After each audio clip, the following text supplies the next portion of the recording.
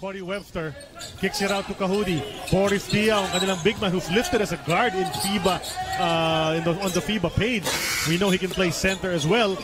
That's a miss from outside, pero Joffrey Lovern. The first 2 points here for France. Fotu, ang young big man ng New Zealand, umanaki agad sa basket. And he gets 2 as well. Ito si Tony Parker, we've watched him on TV, All-Star Games, championships, for such a long, storied career. Teammate na yan si Boris Diaw. Napakahirap niya ng bantayan.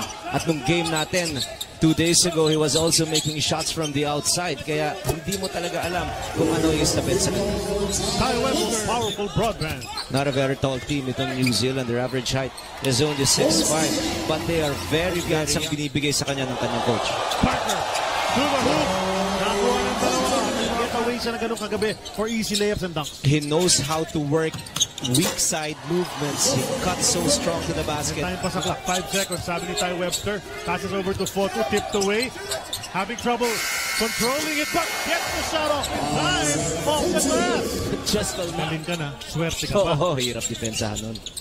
Lovern steps out for a 3. Masyado malakas ang rebound napunta sa pinakamaliit na player on the floor. That's Ili. One-hander in the lane. Quick basket in transition para sa New Zealand. Yes. Hindi pa nagpapadraft yan. Ty Webster on the move. Stops in the lane. Takes the shot off the glass at mukhang mahilig gumamit ng pabandang tira ito. Si Ty Webster is really attacking the defense at nakakashoot siya. Ngayon, lamang na New Zealand 12-11. Shelly-Ball, outside shot. Knocks it down. Balik ang kalamangan. Scored when Gilas Pilipinas played France. They scored a total of 27 points. Hindi mo nakaka-score sa laban. So this quarter is by DLDT Home Fiber, home's most powerful broadband. Decolo on the move. Nilabas. Napunta kay Hortel. Hortel in the lane. He flips it up. That goes in. At ilang beses rin niya ginawa yun. Substitutions on the part of France. Moorman sa Jelebel. Inupo. Pinasok si Florent Pietrus. As well as itong si Kahudi who started the game. That's a 3-4 lead. And really playing good basketball in this tournament. Oh yes, they did not start well in the opening quarter. But pagdating ng half quarter, first quarter, up to 3-point land. Lead is up to 9. Parker inside the Diaw. Great pass and a nice finish. Napunta na siya sa France. Oh. Kaya parang French national na talaga itong story. Guys like Kahudi and Pietrus. No friends but Jelebel. Kapatid niya si Mikael Pietrus na naglaro sa NBA dati. Played on that team as well. Abercrombie doing what he was doing. Last shot opportunity na naman para dito sa New Zealand. They hit it at the end of the first. And Ili splits the defense for the layup, leaving 2 seconds on the clock. Lovern, Diaw, Parker, and si Decolo. Kabilang panig naman Vucona, Fotu, the Websters, and Abercrombie. And immediately, he started the second quarter that way.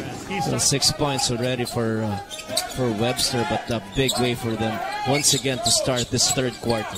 12 kanilang kalamangan. Kahudi goes around the defense of Abercrombie. Gets one inside the paint. As compared to his game, monster performance against Gilas Pilipinas. Vucona. Andiyan sa ilalim, inilabas. Corey Webster brings it a bit closer, flips it up and out. Fotu, offensive rebound once again.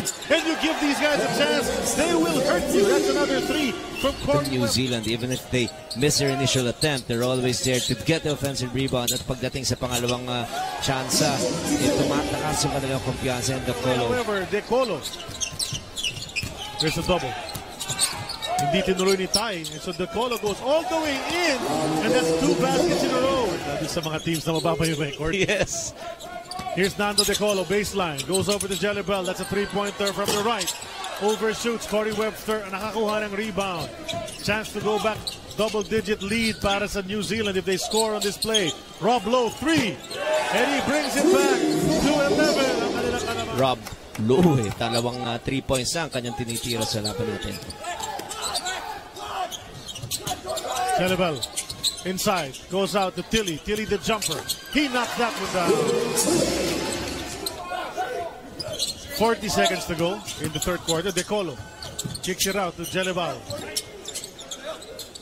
Balik kay Decolo. Thought of shooting it. Decided not to. Inilapit.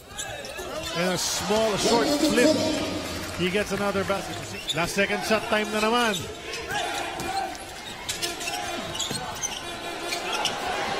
Webster gets it again. New Zealand, first possession, lamang sila ng 10. Looking to add on to that. Webster, step back.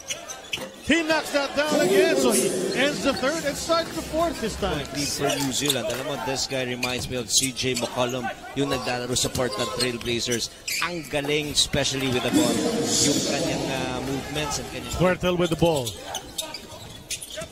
They go inside. Nakitili, who hooks shot ito. Bitin ang tira, Pietros gets it. Kicks to Gelabal. The three is good mula sa kanto. That's brought to us by PLDT Home in the second half. Corner, Tilly. He knocks that one down. Back-to-back threes.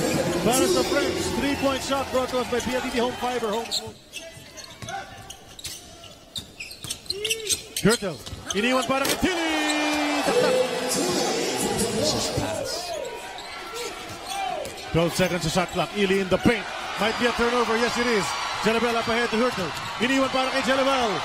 Oh, ganda. What a difficult layup on the break. Inaliwa pa. Offensive rebound. They had not been getting that earlier in the game, but they get one now.